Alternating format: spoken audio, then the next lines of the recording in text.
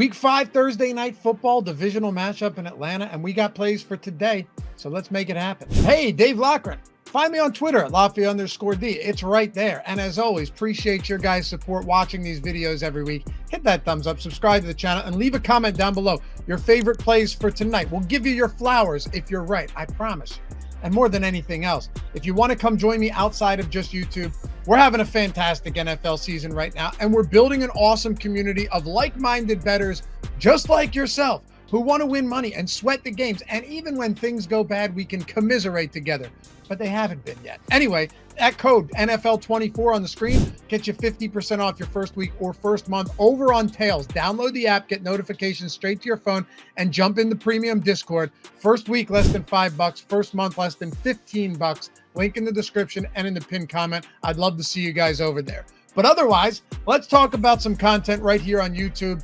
The Atlanta Falcons are 1.5-point favorites here in Atlanta against the Tampa Bay Bucs. Divisional spot, 44-point total.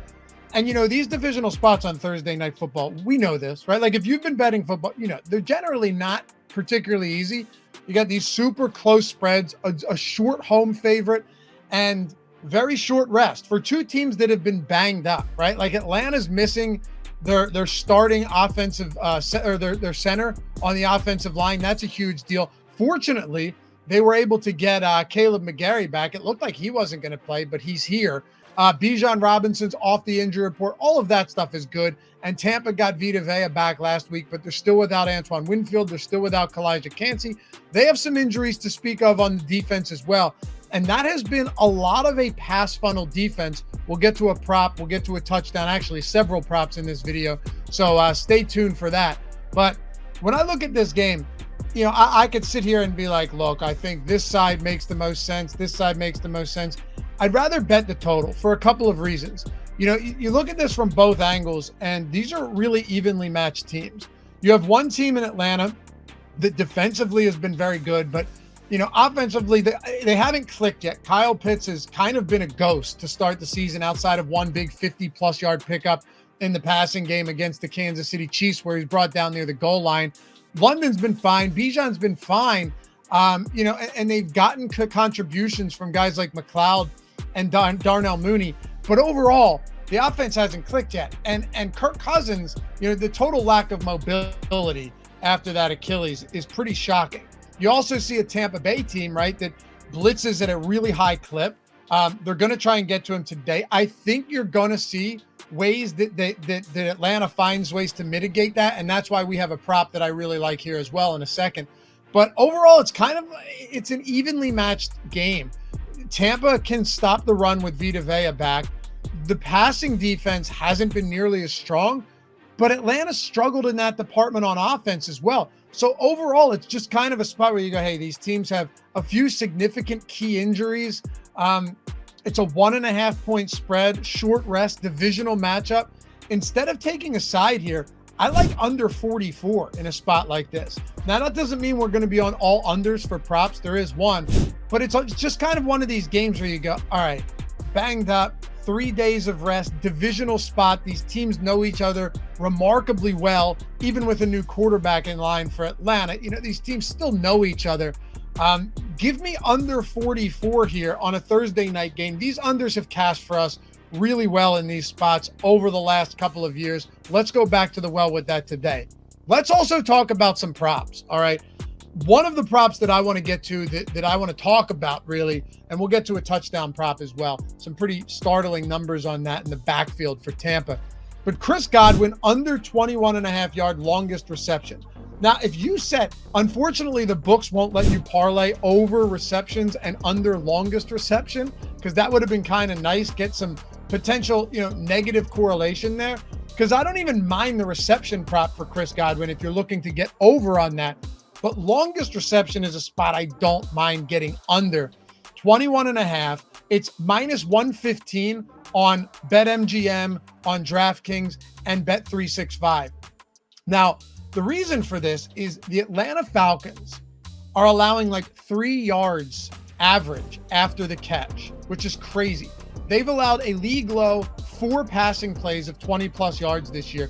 They allow nothing downfield. great secondary, but even on those short plays, because we know Baker Mayfield gets the ball out quicker than anyone else, any other quarterback in football, even on those short plays, they are quick to the point of attack. They're not allowing yards after the catch. So while I think Godwin could actually have a decent game, I think it could be tough for him to break these loose like we've seen him do early in the season. So give me under 21.5, longest reception on Godwin. Also, Bijan Robinson, over 26.5 receiving yards. I'm going to tell you why. Now, you get this on FanDuel or Bet365. If you're not on Bet365 yet, do yourself a massive favor and go, hey, even if I lose my bets today, I can collect $200 in bonus bets. That sounds nice, right? I threw the link in the description and the pinned comment for that. You click it, you get verified instantly in a minute or two. Deposit $10 and bet 5 of that, all right? Once that bet settles, you instantly have $200 in bonus bets in your account. Now, like I've said before, you could literally bet in a live in-game drive, like, okay, to punt on this drive. And no matter what happens, whether you win or lose that bet on a $5 bet, the moment that drive ends, well, guess what? You have $200 in bonus bets in your account. They also have an incredible promo tonight, every Thursday night. Bet a cumulative $50 in same-game parlays on this game. It could be 1 for 50 or 5 for 10. And get $10 in bonus bets for every single touchdown scored. So link in the description and chat. Bet 5, get 200 on Bet365. 21 years or older to gamble. If you have a gambling problem, call or text 1-800-GAMBLER.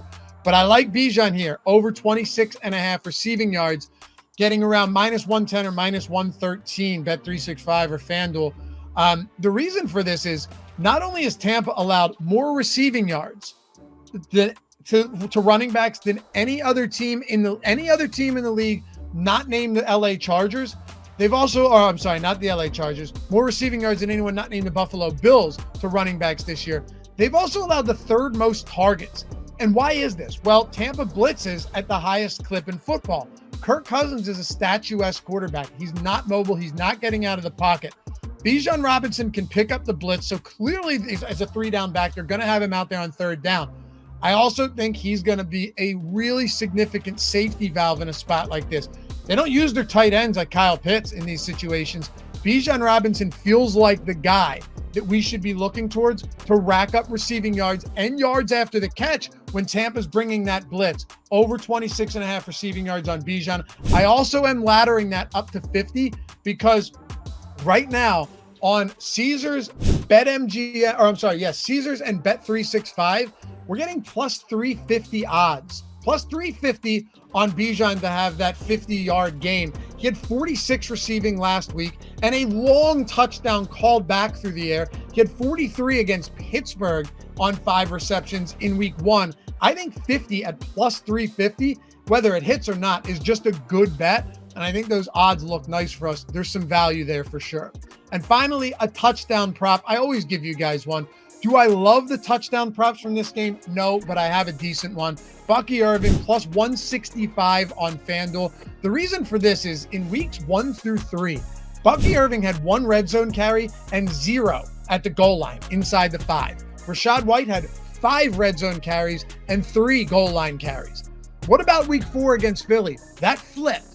White had only 1 inside the red zone, 0 at the goal line, and Bucky Irving had 5 in the red zone and 3 goal line attempts, which he converted 1 for a touchdown. He's been better, even though there's going to be a split in some capacity. He is just better than Rachaad White on the ground and in goal line situations. We've seen that. More impressive, more efficient. Give me Bucky Irving plus 165 on FanDuel. Hey, appreciate you guys hanging out as always. Don't forget, NFL 24 gets you less than $5 for the week, less than 15 for the month. If you want to join me in Discord and over on Tails, make sure to say hi.